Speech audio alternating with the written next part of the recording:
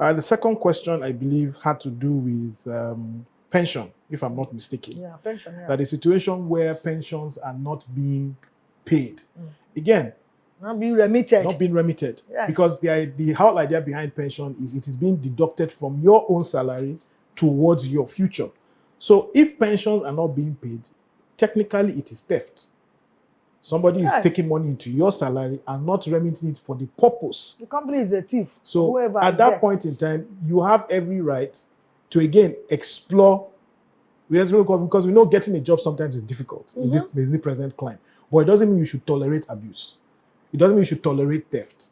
What you do is that you find a way to report it, especially if you're in a government institution. They are just search and find a way to send that information. And finally, if that doesn't work, if within the organization it's not working, please, you can even write to the pension board as well. Exactly. And say, this is what is happening. My pensions are not being paid. But engage first. Don't just be silent. Don't just think it is normal. Even if everybody else assumed it is normal, you be the person that will make that change. And you can save others, yes. Yeah.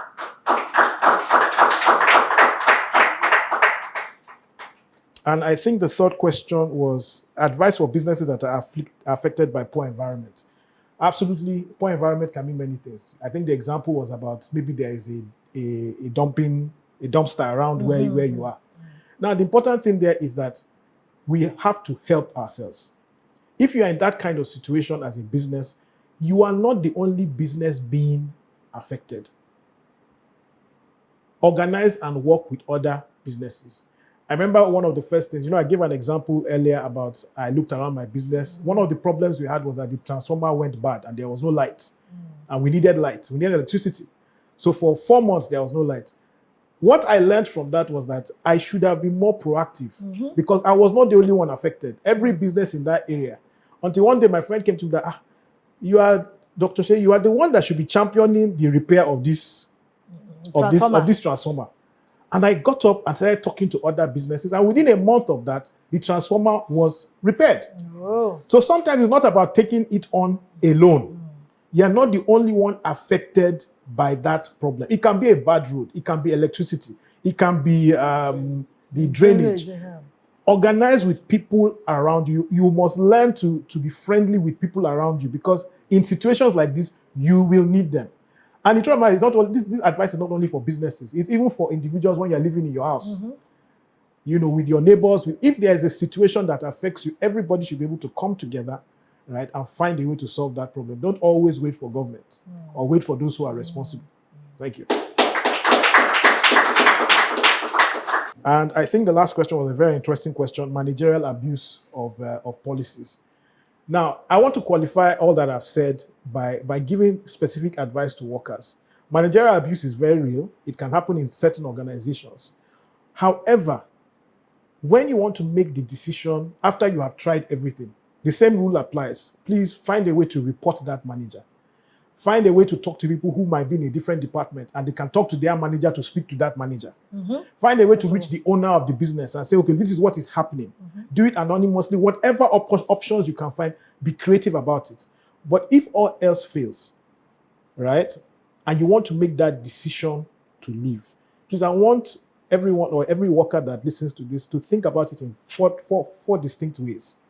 And what are these 4 ways? 1, every career opportunity, every job offers you 4 things. Money or salary is only one of them, right? They offer what is called perks. They offer exposure, and they offer personal growth and development. Any worker that's in that kind of situation should be able to assess this job. Sometimes you will be willing to suffer in one area. I know someone that says there are some places, I won't mention the name of those companies, the environment is highly toxic. They don't like it. But the salary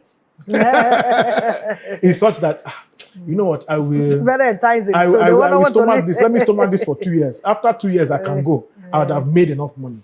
But in some situations, the money is not the only thing. It's not the only thing. You have to think about the exposure. There are people I know that have worked in this, even the same industry we're in of Exposure, media. job satisfaction. It's also Exactly. this is exactly what you really want to do. Yeah, exactly. In life that you're doing. So these are things. So you the take into exposure, the kind of exposure you get. So you may work in this kind of thing, a TV station, right? And they are paying you very little. And maybe the manager is not somebody that you like or does not like you.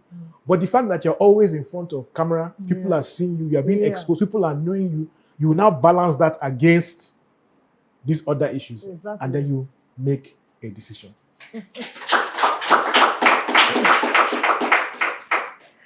That's a very good. Thank you so much. Your final words. So final words from me would be very, very clear.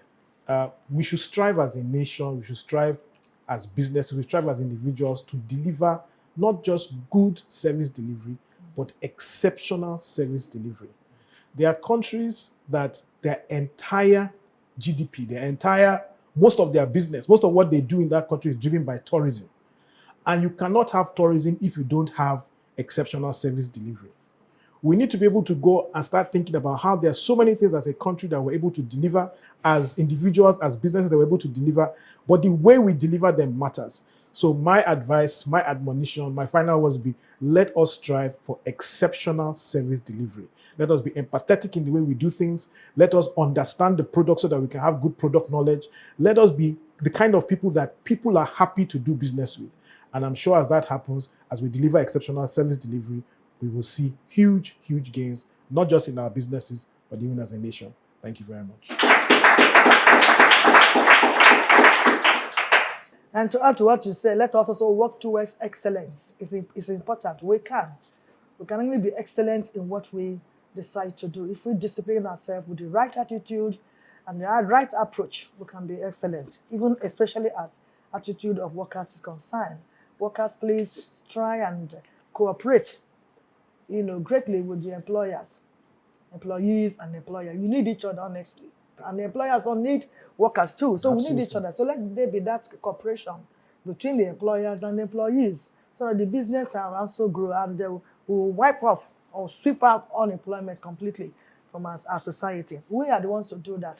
And I know that if you have opportunity to opening, getting all your businesses, this one have a little enterprise, this one have little enterprise, employ for. Before you know it, unemployment already. And when you're working with somebody, work with all your heart. Absolutely. As if that one is your own business. Absolutely. Remove mind of stealing, cheating.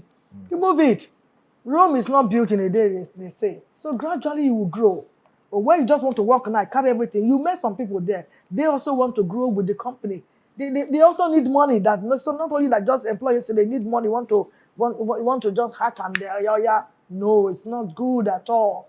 Let's have clear conscience to work with whoever we're working with. Because the long run effect is more important to me than the short one. There's some people I know now, 2 young boys I know till now, when we were working those days in the bank, they've not been able to come back to Nigeria because they are wanted. They stole from the bank and they ran outside the country. They've not been able to come back. Now, what I'm talking about is over 20 years. They've not been able to come back to Nigeria. You may say maybe they're enjoying good life there. But I tell you, they're also missing because nothing like home. Nothing like home. Nothing like home. So if you are just working like that without stealing, I don't think you'll be able to be running away now completely. So let us behave well. So important. Thank you so much, Dr. Shehi, for your contribution so far for this program. And of course, production crew and executive producer, I want to thank you for all you're doing to ensure that this program stays. And of course, our audience and the viewers out there, thank you for your patience with us. I will also end up without thanking our sponsors. The few sponsors we have, we are grateful for being there for us. That's one of the reasons why we are still on air, because it's not really easy to do this. So we are grateful. Until I come your way again next week, same time, same station. I am a Hillis. Goodbye. Vivid View. Say it and do it.